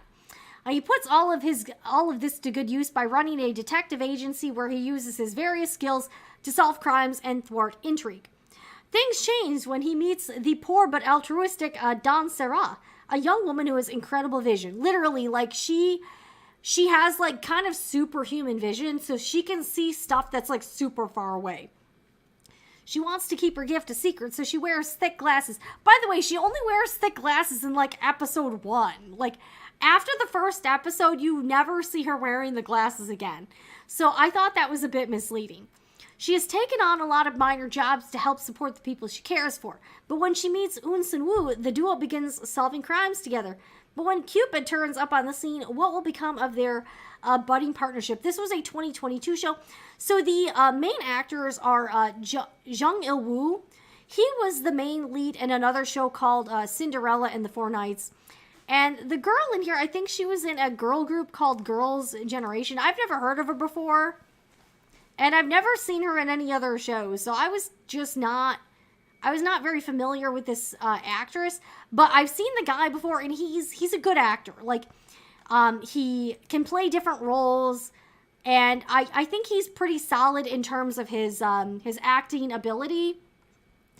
The girl, she was okay, and I think the backstory with this show is that this particular duo, they were in another show together. It was like a period drama, and it was very serious. So a lot of people were very excited that these two were reuniting and doing another show together because they wanted to see this couple again in like something else. This is like more modern. So I think people are kind of excited about that. So, all right, so the show,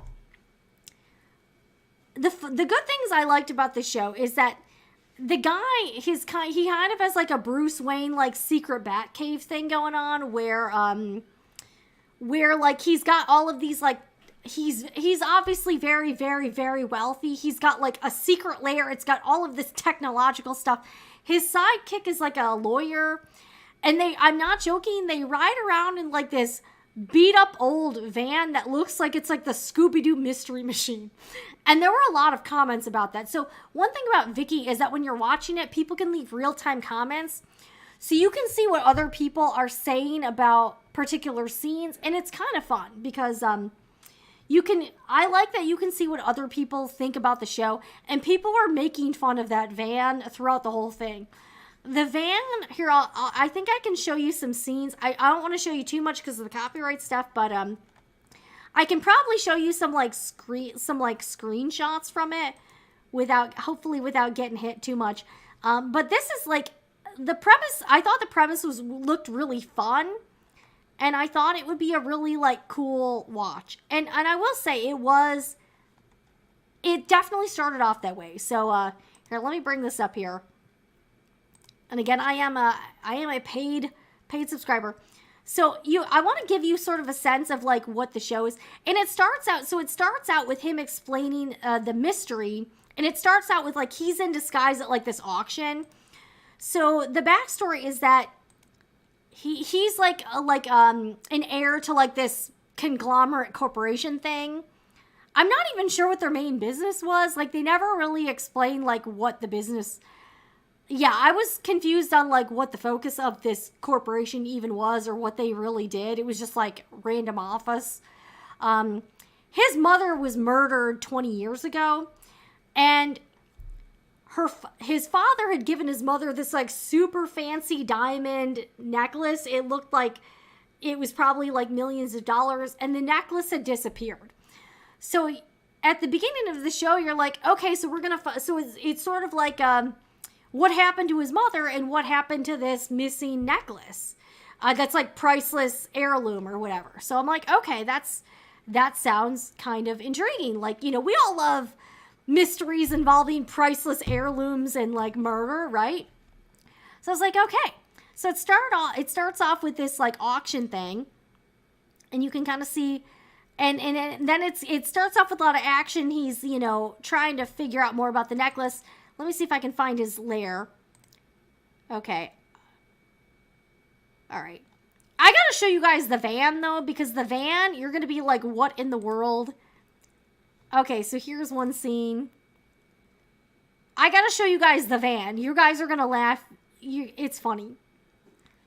All right, let's see if we can get to the van scene. Okay, so here, this is what these, the main guy and his sidekick drive around on through most of the show. Now, this guy can afford like any vehicle he wants because he's rich AF, but he chooses to drive. Oh, and by the way, how he first comes into contact with the main female lead because like this is her scooter. The pink scooter is hers, and he accidentally steals it.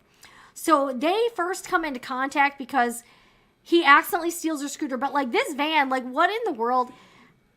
This looks like something you would kidnap people in, and that's what they're driving around in for most of the show, is this like jalopy 70s looking crazy van. So that's their vehicle for most of the show. So I'm like, okay. So they're driving around in this van for most of the show. I know you guys are like, what are you even talking about, Jen?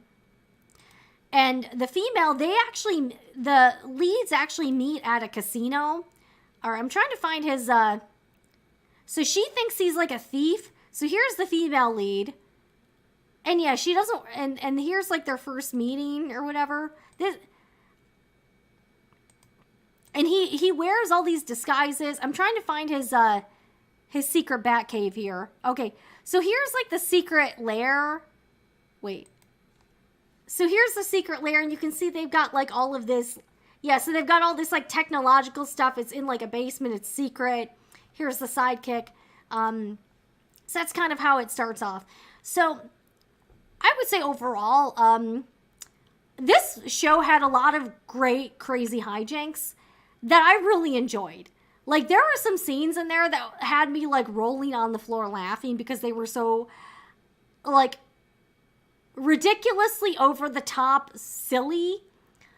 And it was a fun show. They got to wear fun disguises. There's, like, a lot of zaniness. The reason I would only give it a I would give it a 7.5. I would say the first 10 episodes were pretty good. The last 2 episodes, this had 12 episodes. Episodes 11 and 12, it was like the wheels came off. I don't even know what I was watching. I don't know what happens, but this is one frustrating thing about watching K-dramas, is that there have been a number of shows where they start off very strong, and then it's like by the end of the series, it's like you're watching a different show and it's not good. So that's what I would say happened with this show, is that it started off great. Like, I would say at least the first half was kind of amazing. I really enjoyed it. I thought the storyline was good. The last 2 episodes, I just made no sense. I felt like the writing was, like, very lazy and very lackluster. It's like they were phoning it in. The end, like, the resolution to the main story arc was kind of bad. I was very disappointed. And I thought the show ended, I think they could have had just such a better last couple of episodes. And that's why I would take it down to like a 7.5.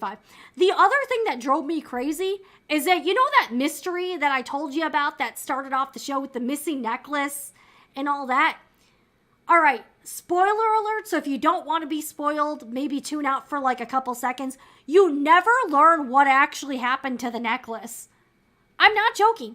They start off and you're like, wow, there's this missing necklace. It's, you know, crazy expensive. What happened to the necklace? And it's like they forgot about that part of, and that was that's literally the first thing you learn about the show is, wow, there's going to be this like crazy necklace. And you never find out. We never find out what actually happened with the necklace, how it, like, you never find out how it ties into the mystery or the mother. Like, and I'm like, it's like they totally forgot and dropped the ball on that aspect of the main story. And it's insane because that's literally the first thing that you ever see. Here, I'll show you guys.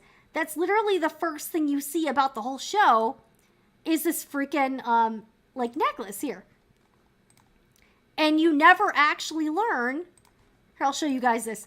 You never actually learn what really happened. You never find out. So I was like, what? So he's trying to find the mom's. So here's the necklace. It's called the Queen's Tears. And I thought that was going to be like the main part of the story. And it's like they drop the whole necklace. They drop the necklace stuff after like episode like 4 or 5. You just never hear about it again. It's like the necklace didn't exist. I'm like, I want to know what happened to the necklace. What happened? Like, what in the world happened to this thing? This looks like it's, you know, a multi-million-dollar piece of jewelry, and you never learn about what happened to the necklace. So that was like probably one of my main gripes with this show. The last 2 episodes, I'm not going to lie, they were pretty bad. They were pretty bad. I almost didn't want to watch the end. Because I was like, this is terrible. And it was pretty bad. Like, you get a resolution to the mystery, but it's not very good. And it feels like they were just phoning it in. And another show this happened with, I was trying to think about which one. It was, which show was it? I was going to bring this up because there was another show where the show Love is for Suckers. Another show where it had a great premise. It was going to be about hijinks on a reality dating show. And then they just turn it into like something entirely different. And it's like they forget about the main premise of the show that people tuned in for. So that's my biggest criticism of Good Job, is that the last 2 episodes were awful. You never find out what happens to the necklace. And it was just like, it's like they forgot about why they were actually there and what they were trying to accomplish. So that has happened occasionally with K-dramas. And it's disappointing because a show will start off so good. You're like, this is one of the best shows I've ever seen. And then by episode 12 or 16, you're like, my God, what's happening? Like, this is just awful. So, yeah, the vampire show, Heartbeat Man, Heartbeat was a travesty. That's on Amazon Prime. I really enjoyed most of that show. But the ending, everyone, like, it upset a lot of viewers. The ending was very, very disappointing. And a lot of people complained about it. So I was like, I don't know what's going on. So, yeah, that's disappointing. It's like literally after, I think, episode 5 or 6, they never bring up the necklace again. And that's how they start off the show, is like, what happened to the missing necklace from 20 years ago? And I thought they should have ended the show. They should have had at least a scene where the female character gets to keep the necklace or something. I don't know. Or she gets a hold of it. Like, I don't know. So that was really disappointing. Now, with that caveat, I still think it's worth watching. I still think it's a fun show. And I would still actually recommend the show, just with the warning that the last few episodes just aren't very good. But I actually still would recommend Good Job. I thought it was, I still really enjoyed it. I still did really enjoy the show. I'm just being real. I thought it was cool. So yeah, I was just like, I don't know. I was just really disappointed because I thought it had so much more potential than what they actually ended up going with. It was like to the point where the characters were doing such stupid things. You're like, even for a fictional TV show, this still is really dumb. You know, it's like, oh my gosh, let's do the thing that puts us right into the trap, you know? And you're like, this is not making any sense. So that is my review of the show Good Job on Viki. 7.5. I'm going to probably do a review of another show I'm watching called My Sweet Mobster next week if I can get through it. But yeah, 7.5. It was just, I think it's worth watching. It's really fun. And, the other thing I would have to say about the second female lead, like the main character's friend, her character was like ridiculous. Her character was super annoying. And that really bothered me. Like, it was like she was like nails on a chalkboard, and I had trouble watching some of her scenes because she was just, I don't know if it was the writing. I think it was probably more the writing. Like, the actors who played her only had so much to work with. Like, for instance, so the character who's super annoying, it's this woman that owns and operates a bakery. It's like some sort of like, it's like, I don't know, it was like one of those like artisanal bakeries. And I'm not gonna give this all away, but like another character, she tries to give bread to one of the other characters, and he tells her he has a dairy allergy, and she gets upset that he won't eat the bread because he's allergic to it. Like, I'm like, that's kind of a jerk. Like, that's kind of you being a jerk. Like, it's not all about you. And then eventually the character does end up inadvertently eating the bread, and he has to go to the hospital because he has, no surprise, an allergic reaction to the bread because it's got dairy products in it. So I'm like, the fact that you're going to get upset at somebody else that they won't eat food you made because they're allergic to it, like, I'm like, come on. Like, come on. So that was not cool. But so that character was just like, ugh. So you're like, ugh. So I wasn't really a fan of the second female lead because she just really gets on your nerves. And I just thought she was kind of like, the way they wrote her character, she's just like not, I don't know. She's just kind of an a-hole. Like, I don't know. That's the only way I can put it. So that's my summary and review of the show Good Job. Next up, I'm gonna watch one called My Sweet Mobster. The other ones I'm kind of curious about here. I'll bring these up. I'm probably gonna try to watch Cinderella at 2 a.m. That one is gonna be over next week, so I'll probably check that out. And I'd also really like to check out No Gain, No Love on Amazon Prime Video. This one is like one of those fake marriage shows, so that looks like it could potentially be kind of funny. I hope it's funny. And this one, I think this one's gonna be like 12 episodes. I hope this is funny. Let's see. So I don't know how many. So right now 6. This one might be 12. So I personally like to wait until they are off the air. So I'm not waiting for the next episode. So anyways, I am into K-dramas. Sorry, not sorry. We do K-drama corner. I try to do it at the end. So at least if you're not into K-dramas, you can do something else. So that is my honest review of the K-drama. Good job. I would recommend it. I think it's a good show. Just be prepared, though, that the last 2 episodes are going to suck. And you're going to be kind of disappointed in the ending. But it's still a good watch. And I actually still think it's pretty good. So I hope you enjoyed this episode. Yes, I've been hearing a lot of good things about No Gain, No Love. People on Reddit seem to like it. So it seems to be pretty popular. I love Shin Mina. I think she's a really good actress. And the guy in it, he was in the Vicky show Shooting Stars, and he was really good in it. So I think this could be kind of a fun show. So I'm looking forward to it. Fake Marriage. I got to check it out. Anyways, I'm going to give one last shout out to our live stream sponsor, the Sewing Report Etsy shop. You can find it at sewingreport.etsy.com. Shop here. This supports the channels. You can find fabric and sewing supplies, free shipping over $35. Every purchase helps. And you will also get an additional 10% off of orders of $60 or more. I'm probably going to sign off pretty soon. We do have our air conditioning back, so that is exciting. And I no longer feel like I'm going to melt. So that is always a good thing. Well, I appreciate everyone watching. Check back in next week, same time, same place, 6 p.m. Eastern time, over here at Sewing Report Live, where we talk about the latest in the sewing and craft world. I'm Jen.